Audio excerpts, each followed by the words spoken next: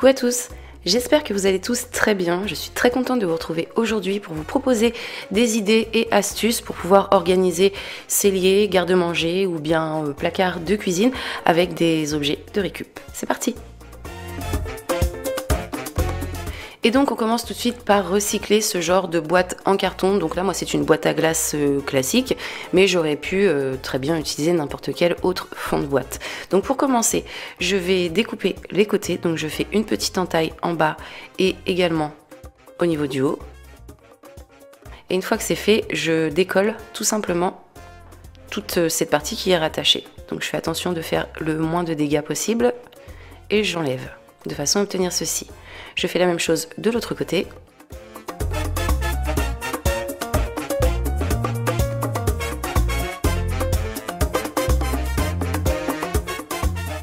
Et après ça, je répète l'opération de façon à supprimer cette partie et ce qui était le couvercle. Voici donc ce que je garde.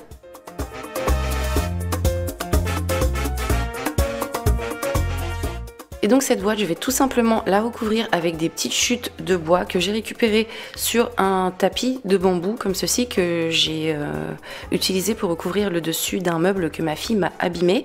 Et donc voilà, j'ai récupéré les chutes et je les découpe aux bonnes dimensions de façon à pouvoir les coller tout autour de ma boîte. Donc je commence par l'arrière de ma boîte, je colle la première pièce, ensuite la seconde, la troisième et la quatrième qui elle va dépasser un petit peu, mais c'est vraiment pas embêtant. Donc voici ce que ça donne une fois qu'elle est posée. Donc là j'ai posé des chutes de bois, mais si j'en avais pas eu, j'aurais très bien pu utiliser des touillettes à café, des pics à brochettes ou bien des bâtons de glace. Le résultat aurait été tout aussi sympa. Une fois l'arrière de ma boîte couvert, je m'occupe des deux côtés. Donc là j'ai fait exactement la même chose, j'ai collé mes baguettes tout simplement. Et ensuite, je me suis occupée de la partie avant. Donc, j'ai découpé ce petit carton qui n'était pas très net de façon à obtenir ceci. J'ai ensuite pris une baguette que j'ai découpée à la longueur de ma boîte, que j'ai posée de cette façon. Et ensuite, avec un crayon, je suis venue faire des petits points de repère de façon à faire ma découpe pour que ça s'adapte à la forme de ma boîte.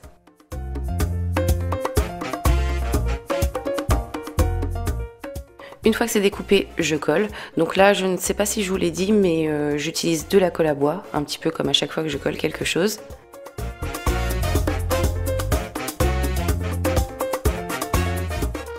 Une fois que c'est collé, voici ce que ça donne. Et donc pour finir, je continue en collant des baguettes que cette fois-ci, je n'ai pas découpées.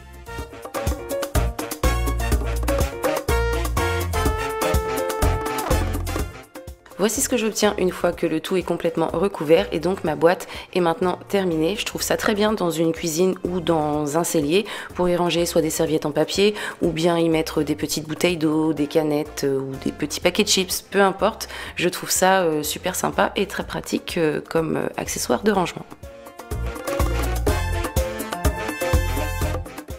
On continue maintenant avec le recyclage d'une caissette à fraises, donc que je commence à démonter pour supprimer le fond. Donc j'enlève les petites agrafes à l'aide d'un couteau et d'une pince. Je supprime le fond et je garde cette partie. Sur cette pièce, je ne vais garder que les petites planchettes de bois, donc une fois de plus, je démonte les agrafes à l'aide de mon couteau.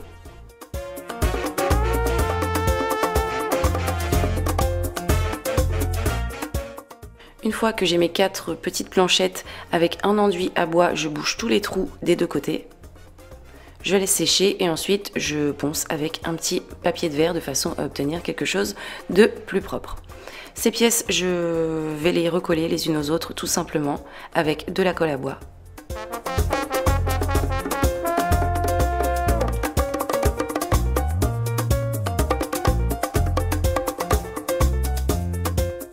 Voici ce que ça me donne. Une fois que le tout est bien sec, je passe à la peinture. Donc là, j'ai réalisé une peinture blanche à l'intérieur, mais également à l'extérieur. Donc au niveau de l'extérieur, ne sachant pas ce que j'allais faire par la suite, j'ai décidé de peindre quand même. Et voici ce que j'obtiens. Ensuite, j'ai continué avec un morceau de carton. J'ai posé ma pièce de bois dessus. J'ai mis de la colle tout autour au niveau des bords. Et j'ai collé à mon morceau de carton. Une fois le tout collé, j'ai découpé l'excédent de carton qui se trouve tout autour à l'aide d'un cutter. Voici ce que j'obtiens.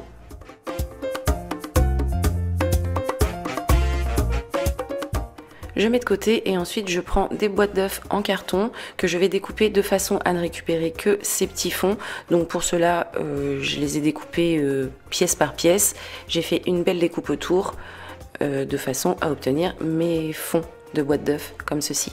J'en ai réalisé plusieurs que j'ai mis dans ma boîte de façon à ce qu'ils soient plus ou moins bien placés avant que je les colle avec une colle chaude. Voici donc ce que j'obtiens une fois que le tout est collé. Donc j'aurais pu en rester là, mais je trouvais ça vraiment très fade. Et comme il me restait une fois de plus des chutes de mon tapis de bambou, j'ai décidé de les coller également tout autour de cette boîte pour rendre le tout un petit peu plus agréable.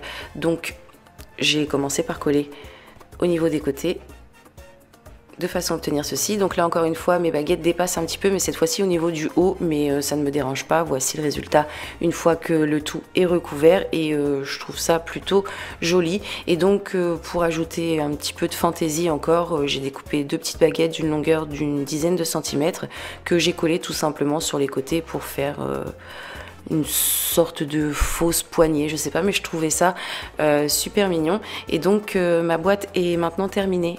Il ne reste plus qu'à y placer des œufs à l'intérieur. Et là, peu importe comment on les conserve, soit au frais ou soit à température ambiante, je trouve ça super sympa pour les ranger dans le cellier ou le garde-manger.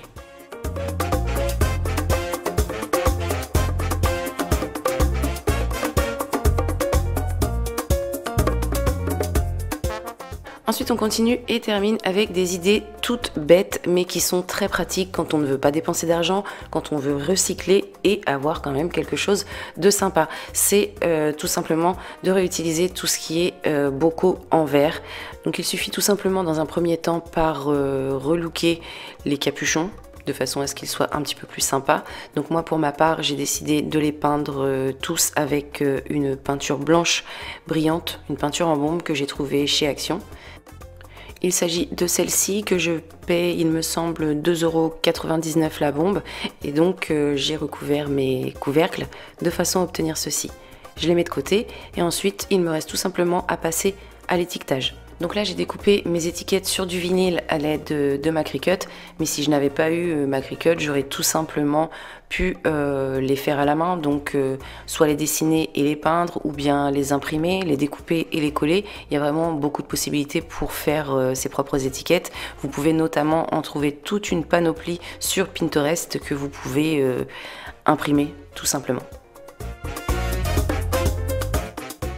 Donc voici pour mon premier pot, j'ai ensuite étiqueté les autres et donc là avec les bocaux en verre, comme je vous le disais, en fonction de leur taille, vous pouvez vraiment les réutiliser pour stocker pas mal d'aliments secs, des petits pots pour les épices par exemple. On peut également réutiliser tout ce qui est pot à confiture pour y stocker par exemple tout ce qui est graines de chia, graines de sésame ou amandes, des aliments qui pourraient être achetés en vrac. Pour les plus gros pots, on peut également les utiliser pour y ranger des pâtes ou bien de la farine, peu importe.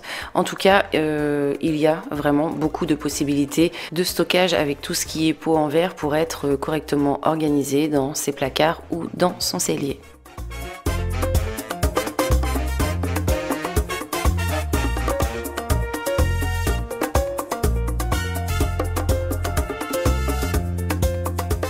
Ensuite, toujours dans les choses super simples mais utiles, on peut recycler ce genre de boîte en métal. Donc là pareil, il suffit tout simplement de choisir une couleur de son choix. Moi j'ai choisi du blanc et j'ai pris du blanc brillant de façon à garder l'aspect métallique de la boîte. Après ça, une fois de plus, j'ai étiqueté. Et tout est joué, j'ai réalisé très rapidement et très facilement une jolie boîte à cookies.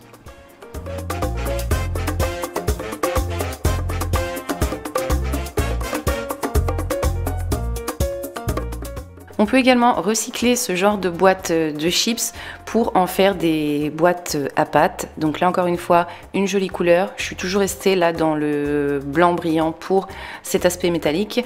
Je pose les étiquettes et encore une fois, le tour est joué. En un rien de temps, j'ai réalisé des jolies boîtes à pâte personnalisées selon mes goûts.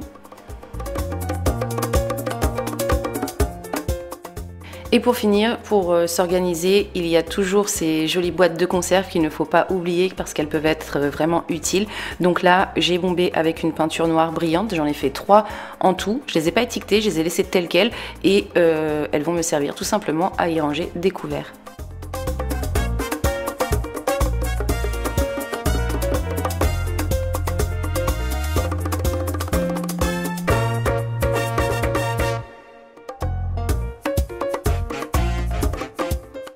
Et donc voilà pour cette vidéo qui est terminée pour aujourd'hui, qui j'espère vous plaît. On était là sur des idées plutôt simples cette fois-ci, mais j'espère qu'elles vous seront quand même utiles. D'ailleurs, n'hésitez pas à me laisser votre avis en commentaire, à me dire si cette vidéo vous a plu ou non. Vous pouvez également la liker et la partager si vous en avez envie.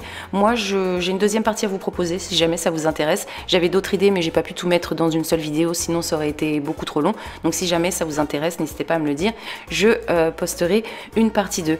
Donc voilà. Moi, de mon côté, je vous retrouve très bientôt pour vous proposer de nouvelles idées. Et en attendant, comme d'habitude, je vous fais tout plein de bisous. Bye!